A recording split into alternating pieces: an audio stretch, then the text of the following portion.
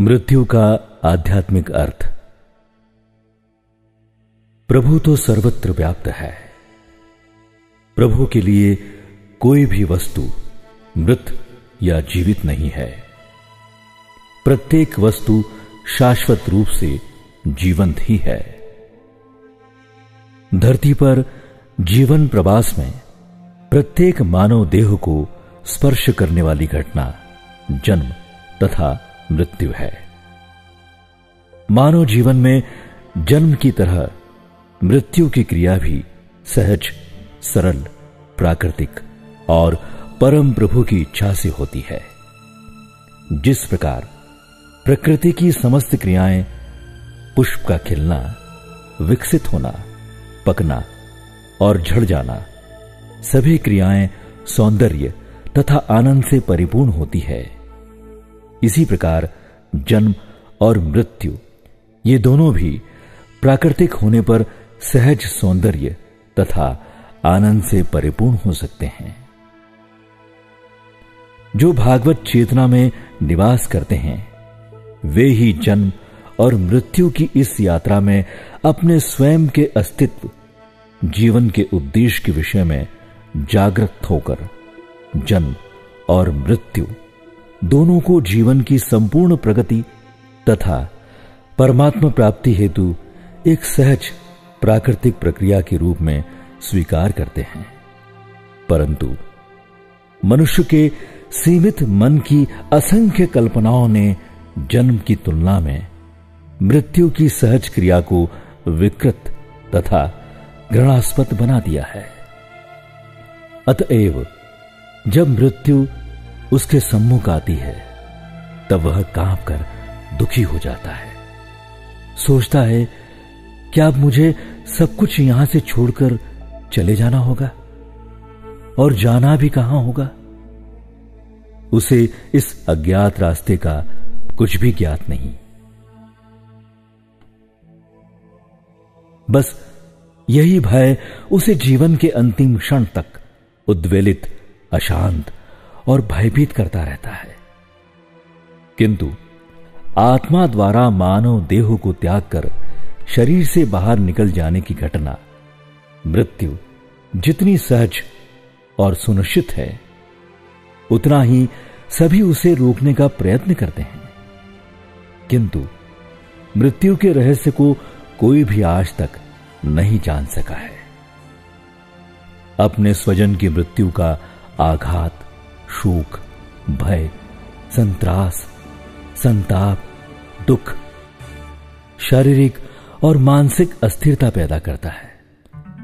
इन सब से उबरने, मृत्यु के विषय में सच्चा ज्ञान प्राप्त करने, मृत्यु के भय में जीने वालों के लिए मृत्यु के भय से मुक्ति दिलाने में तथा विदा लेती हुई आत्मा को कैसे विदा किया जाए, मृत्यु के बाद अपने स्वजन की यात्रा में सच्ची सहायता तथा विश्रांति प्रदान करने में, मृत्यु पर विजय की महान यात्रा में तथा मृत्यु को परम प्रभु का स्पर्श दिलाने में यह लघु प्रयास अवश्य सहायक सिद्ध होगा।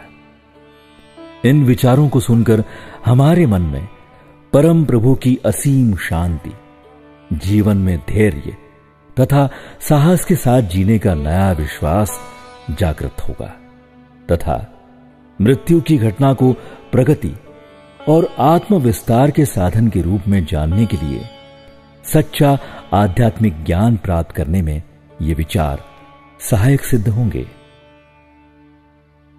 श्री मां ने कहा है, धन की हानि कम महत्व रखती है। धन की हानि कम महत्व रखती है, परंतु संतुलन की हानि बहुत अधिक महत्वपूर्ण चीज है। उपनिषद कहता है, शुरू में सब कुछ क्षुधा से, जो कि मृत्यु है, ढका हुआ था। उसने अपने लिए मन बनाया ताकि वह आत्मवान बन सके। जीवन है और फिर मृत्यु है। जीवन कष्टों की गठरी है और मृत्यु शाश्वत शांति। लेकिन बात ऐसी हरगिज नहीं है। जन्म से मरण तक जीवन एक खतरनाक चीज है। साहसी इसमें से खतरों की परवाह किए बिना गुजर जाते हैं। सावधान सतर्कता से काम करते हैं। भीरू सभी चीजों से डरते हैं। लेकिन अंत में हर एक के साथ होता वही है जो परम संकल्प ने निश्चित किया हो। गीता के अनुसार शरीरस्थ आत्मा जो शाश्वत है, उसके इन शरीरों का एक अंत है। वह न तो जन्म लेता है न मरता है, और न ऐसा है कि एक बार हो गया तो आगे न होगा। वह अज, नित्य, शाश्वत और पुराण है। शरीर का हनन होने पर भी उसका हनन नहीं होता। जैसे आदमी अपने पुराने कपड़े उतार फेंकता है और नए नए पहन लेता है, उसी तरह शरीरस्थ सत्ता अपने शरीरों को त्याग कर नए नए शरीरों को धारण करती है। जो जन्मा है उसकी मृत्यु निश्चित है, और जो मरता है उसका जन्म भी ध्रुव है। उपनिषद कहता है, आत्मा का जन्म होता है, उसकी वृद्धि होती है। अपने कर्मों के अनुसार शरीरस्थ आत्मा उत्तरोत्तर नाना स्थानों पर जन्म लेती है। अपनी प्रकृति के गुणों की शक्ति के अनुसार वह बहुत से स्थूल और सूक्ष्म रूप धारण करती है। एक सचेतन सत्ता ही आत्मा का केंद्र है, जो भूत और भविष्य का ईश है। वह धुएं के बिना आग जैसा है। उसे हमें अपने शरीर से धैर्य के साथ अलग करना होगा। ऋग्वेद के अनुसार हृदय में एक अंतर्भास इस सत्य को देखता है, किंतु मनुष्य के सामने अनंत काल से यह प्रश्न उपस्थित है कि आखिर मृत्यु है क्या, और इस पर मनुष्य कैसे विजय प्राप्त कर सकता है। मृत्यु वह प्रश्न है जिसे प्रकृति सदा ही जीवन के सामने उसे यह स्मरण दिलाने के लिए रखती है कि उसने अभी तक अपने को नहीं ढूंढा है। यदि मृत्यु का घेरा न होता तो प्राणी सदा के लिए एक अपूर्ण जीवन के ढांचे के साथ बंधा रहता। मृत्यु द्वारा पीछा किए जाने पर वह पूर्ण जीवन के विचार के प्रति जागृत हो जाता है तथा उसके साधन और उसकी संभावना की खोज करता है। मृत्यु क्यों होती है? प्रत्येक प्राणी के गंभीरतम प्रदेश में अधिक जीवित रहने, विकास करने तथा जीवन को लंबा करने की एक ऐसी आवश्यकता विद्यमान है जिससे कि मृत्यु का संपर्क उन्हें आघात पहुंचाता है और उनमें जुगुप्सा उत्पन्न कर देता है। कुछ में जो संवेदनशील होते हैं यह संत्रास पैदा करता है, दूसरों में रोष। व्यक्ति की अपने आप से यह पूछने की प्रवृत्ति होती है, यह भयावह प्रहसन क्या है जिसमें हम बिना चाहे और बिना समझे हिस्सा लेते हैं। यदि मरना ही है तो हम पैदा ही क्यों होते हैं? प्रगति, उन्नति और अपनी शक्तियों के विकास के लिए किए गए प्रयत्नों से लाभ ही क्या? यदि इनका अंत ह्रास में, अधोगति और विघटन में होना है। किंतु महायोगी श्री अरविंद हमें बताते हैं कि मृत्यु जड़ तत्व की चेतना में पूर्णता की प्यास और प्रगति की आवश्यकता को जगाने के लिए एक अनिवार्य साधन है। उसके बिना प्राणी जिस अवस्था में है उसी में अनिश्चित समय के लिए संताप किए पड़े रहते हैं। जो ही यह शरीर कुछ उन्नति कर लेता है, बैठ जाने की आवश्यकता क्यों अनुभव करता है? यह थक जाता है, कहता है, ओह ठहरो, मुझे थोड़ा विश्राम कर लेने दो। वस्तुतः यही बात है जो उसे मृत्यु की ओर ले जाती है। यदि यह अपने में सदा ही और अधिक अच्छा करने, और अधिक पवित्र होने, और अधिक सुंदर होने, और अधिक प्रकाशपूर्ण होने, और सदा सर्वदा युवा बने रहने का प्रवेग अनुभव कर सकता, तो व्यक्ति प्रकृति के इस भयंकर परिहास से बच सकता। श्री मां कहती है, अगर तुम मृत्यु से बच निकलना चाहते हो तो तुम्हें अपने आप को किसी भी नश्वर वस्तु से नहीं बांधना चाहिए। तुम केवल उसी को जीत सकते हो जिससे तुम भय नहीं खाते, और जो मृत्यु से भय खाता है वह पहले से ही मृत्यु से पराजित हो चुका है। सच्चा और पूर्ण त्याग है अहम का त्याग, जो कहीं अधिक दुसाध्य प्रयास है। अगर तुमने अपने अहम को न त्यागा हो तो शरीर छोड़ देने से तुम्हें मुक्ति नहीं मिलेगी।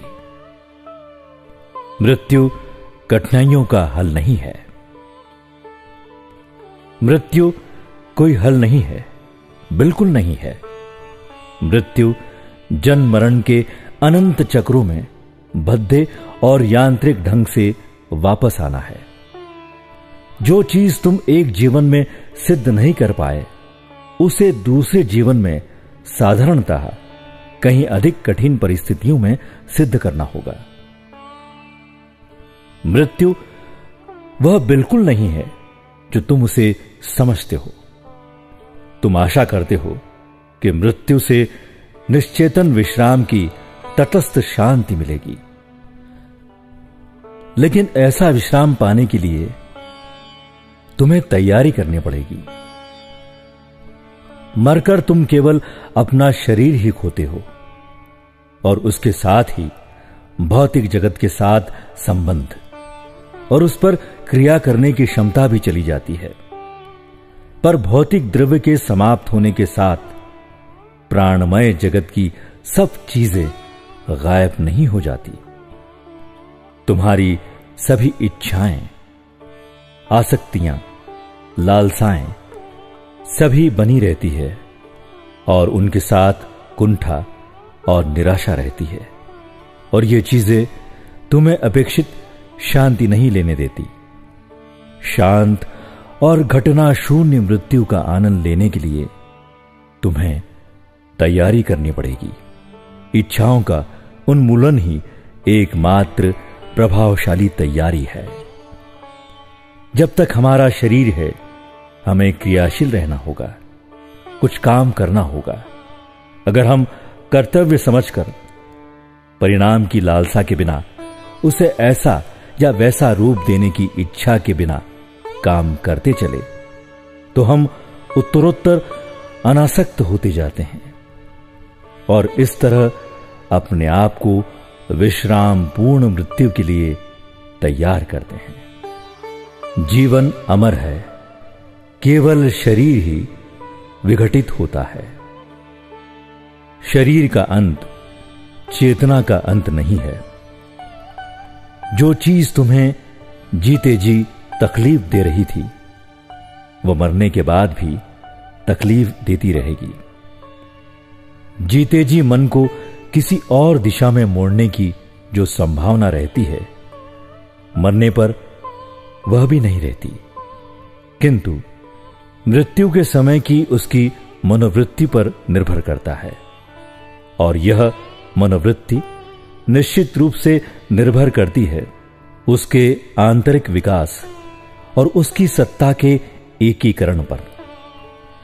लेकिन अगर शरीर आंतरिक सत्ता की प्रगतिशील क्रिया का अनुसरण करे, अगर उसके अंदर भी प्रगति और पूर्णता की वही भावना हो जो चैत्य पुरुष में होती है, तो फिर उसके मरने की कोई जरूरत नहीं रहेगी। एक के बाद एक बढ़ता हुआ वर्ष। जरूरी नहीं है कि अधोगति ही लाए। यह तो प्रकृति की एक आदत है।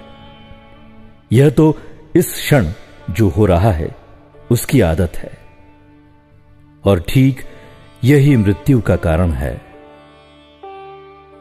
मृत्यु के भय पर विजय।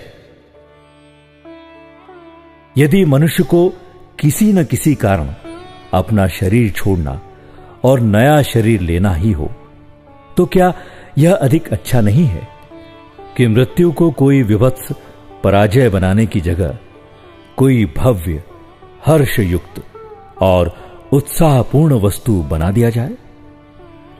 जो लोग जीवन से चिपके रहते हैं, जो एक या दो क्षण भी अपना अंत रोक रखने के लिए प्रत्येक संभवनीय उपाय से चेष्टा करते हैं, जो तुम्हारे सामने भीषण वेदना का उदाहरण रखते हैं, वे यह साबित करते हैं कि वे अपनी अंतरात्मा के विषय में सचेतन नहीं है।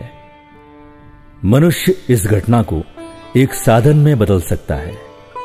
केवल अपनी इच्छा से शरीर छोड़ने के सिवा अन्य किसी चीज से मृत्यु होने से बच सकना, रोग से मुक्त रहना आदि ऐसी चीजें हैं जो केवल चेतना के संपूर्ण परिवर्तन से ही प्राप्त की जा सकती है, और इस परिवर्तन का विकास प्रत्येक व्यक्ति को स्वयं अपने अंदर करना होगा। इस उपलब्धि के बिना इन चीजों की ओर से कोई स्वतः रक्षण संभव नहीं। कभी मृत्यु के लिए इच्छा न करो, कभी मरने का संकल्प न करो, कभी मौत से न डरो। हर हालत में अपना अतिक्रमण करने का, अपने आप से श्रेष्ठ बनने का संकल्प करो। एक साधक ने श्री मां से प्रश्न किया, मां, मृत्यु के समाचार को कैसे लिया जाए, विशेष रूप से यदि किसी नजदीकी रिश्तेदार की मृत्यु का समाचार हो? श्री मां ने उत्तर दिया, परम प्रभु से कहो,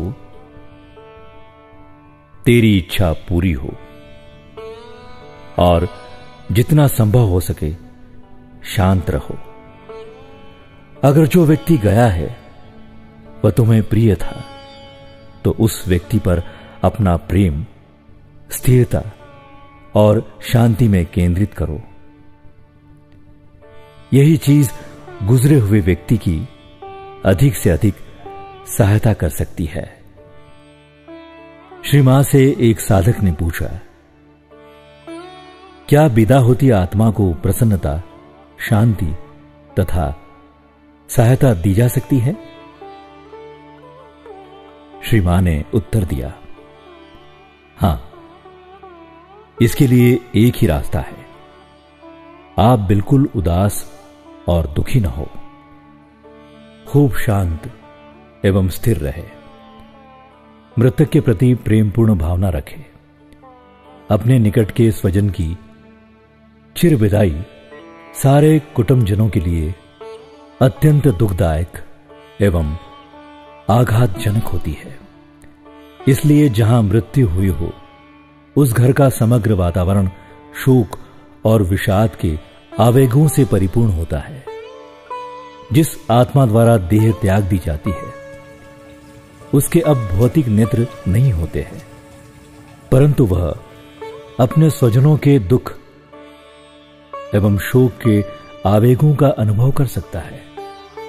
उस आत्मा को परिजनों के शोक से ऐसा लगता है कि ये सब किस लिए दुखी हो रहे हैं, क्योंकि आत्मा तो समस्त बंधनों से मुक्त होकर आनंद का अनुभव कर रही होती है। वह अपने भौतिक देह में नहीं है, अतः वह अपनी स्थिति के बारे में कुछ कह नहीं सकती है। उसके स्वजनों का दुख, शोक, क्रंदन, उसके प्रति आसक्ति, यह सब अब उसकी भावी यात्रा के लिए रुकावट है, उसे ऊर्ध्व मार्ग में जाने से रोकते हैं उसे प्राणमय चेतना के साथ निम्न भूमिका में जकड़ कर रखते हैं।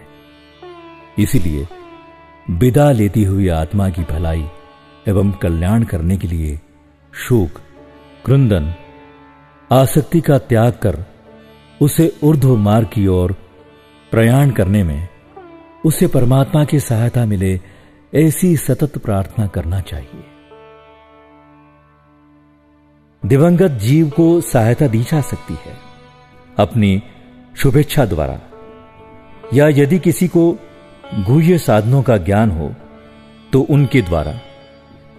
एक चीज जो अवश्य ही नहीं करनी चाहिए वह है दिवंगत जीव के लिए दुख या आसक्ति की भावना रखकर उसे पीछे खींचना या ऐसा कुछ भी करना जिससे कि वह पृथ्वी के समीप खिंचाए या विश्राम स्थल तक पहुंचने की यात्रा में उसे देरी हो। सामान्य तौर पर इन चीजों से सहायता उसी को मिलती है जो उस चेतना में प्रवेश कर चुका हो जिसमें ये चीजें महज विचार ही नहीं वरन वास्तविकताएं बन जाती है। तब व्यक्ति शोक नहीं करता क्योंकि वह सत्य के अंदर प्रवेश कर चुका है और सत्य ले आता है स्थिरता और शांति। मृत्यु के समय चैत्य पुरुष यह चुनता है कि अगले जन्म में वह क्या संपन्न करेगा और वह नए व्यक्तित्व का स्वरूप और उसकी परिस्थितियां भी निर्धारित करता है। जीवन अज्ञान की परिस्थितियों में अनुभव प्राप्त करते हुए तब तक क्रमशः प्रगति करते रहने के लिए है जब तक हम उच्चतर प्रकाश के लिए तैयार नहीं हो जाते। मृत्यु के समय जीव मस्तक से होकर शरीर से बाहर निकलता है। वह सूक्ष्म शरीर में निकलता है और अस्तित्व के अन्य लोकों में कुछ समय के लिए जाता है जहां वह अपने पार्थिव जीवन के परिणाम से होने वाली कुछ अनुभूतियों में से गुजरता है। पीछे वह चैत्य लोक में पहुंचता है जहां वह एक प्रकार की निद्रा की स्थिति में तब तक विश्राम करता रहता है जब तक कि उसका पृथ्वी पर नया जन्म आरंभ करने का समय नहीं आ जाता। साधारणतया ऐसा ही होता है, किंतु कुछ ऐसे भी व्यक्ति होते हैं जो अधिक विकसित होते हैं और वे इस धारा का अनुसरण नहीं करते। मृत्यु के बाद एक ऐसा समय आता है जब मृत व्यक्ति प्राण जगत में से गुजरता और वहां कुछ समय तक रहता है। इस यात्रा का पहला भाग ही संकटपूर्ण या कष्टदायक हो सकता है। बाकी यात्रा में तो जीव अपने जीवन काल की प्राणिक कामनाओं या प्रवृत्तियों के अवशिष्ट अंश को विशेष परिवेश में निःशेष करता है। जैसे ही वह इन सब से क्लांत हो जाता है और इनसे परे जाने में समर्थ हो जाता है, वैसे ही उसका प्राणिक कोश खिसक पड़ता है।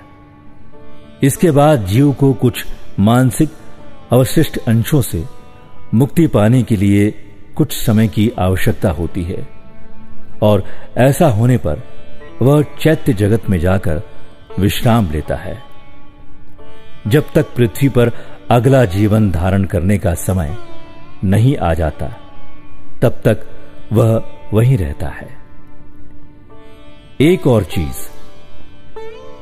पुनर्जन्म में प्राथमिक महत्व की चीज व्यक्तित्व नहीं, चरित्र नहीं, वरन चैत्य पुरुष है जो प्रकृति के क्रम विकास के पीछे विद्यमान रहता और उसके साथ साथ विकसित होता रहता है। चैत्य पुरुष जब शरीर से प्रस्थान कर जाता है अपने विश्राम स्थल के मार्ग में जब मन और प्राण के कोशों को भी उतार देता है, तब भी वह अपने साथ अपने अनुभवों के सार मर्म को ले जाता है। भौतिक घटनाओं को नहीं, प्राणिक गतियों को नहीं, मन की रचनाओं को नहीं, सामर्थ्य या चरित्र को नहीं, वरन उनसे जो सार तत्व उसने एकत्र किया था, जिसे भागवत तत्व की संज्ञा दी जा सकती है, जिसके लिए बाकी सब कुछ का अस्तित्व था, उसको साथ ले जाता है। यही चीज स्थायी कमाई है और यही भगवान की ओर बढ़ने में सहायक होती है। जब वह चैत्य लोक में प्रवेश करता है, तब अपने अनुभवों के सार को आत्मसात करना आरंभ करता है और भावी चैत्य व्यक्तित्व का निर्माण इस आत्मसातकरण द्वारा पूर्वकृत निश्चय के अनुसार होता है। यह आत्मसातकरण पूरा हो जाने पर वह नए जन्म के लिए तैयार हो जाता है। जीव या अंतरात्मा या चैत्य पुरुष और विशुद्ध आत्मा, इन दोनों के अंतर को स्पष्ट समझ लेना आवश्यक है। विशुद्ध आत्मा अजन्मा होता है, जन्म या मृत्यु में से नहीं गुजरता। जन्म या शरीर, मन या प्राण या इस अभिव्यक्त प्रकृति से स्वतंत्र होता है। यद्यपि वह इन सबको धारण करता और अवलंब देता है, फिर भी वह इनसे बंधता नहीं, सीमित नहीं होता, प्रभावित नहीं होता। दूसरी ओर अंतरात्मा वह है जो जन्म में उतर आता और मृत्यु द्वारा स्वयं उसकी मृत्यु नहीं होती, क्योंकि वह अमर है। एक अवस्था से अन्य अवस्था में जाता है, पृथ्वी लोक से अन्य लोकों में जाता है और फिर पार्थिव जीवन में वापस आता है। अंतरात्मा इस प्रकार जीवन जीवन प्रगति करता हुआ विकास क्रम के मार्ग पर आगे बढ़ता है, जो उसे मानव स्तर पर पहुंचा देता है। और इन सबके बीच वह एक अपनी सत्ता का निर्माण करता है, जिसे हम चैत्य पुरुष कहते हैं, जो विकास क्रम को आलंबन देता है। जब हृदय से चिपकी रहने वाली सभी कामनाएं उससे छूट जाती है, तब मर्त्य अमर हो जाता है और वह यहां भी शाश्वत ब्रह्म को अधिकृत करता है।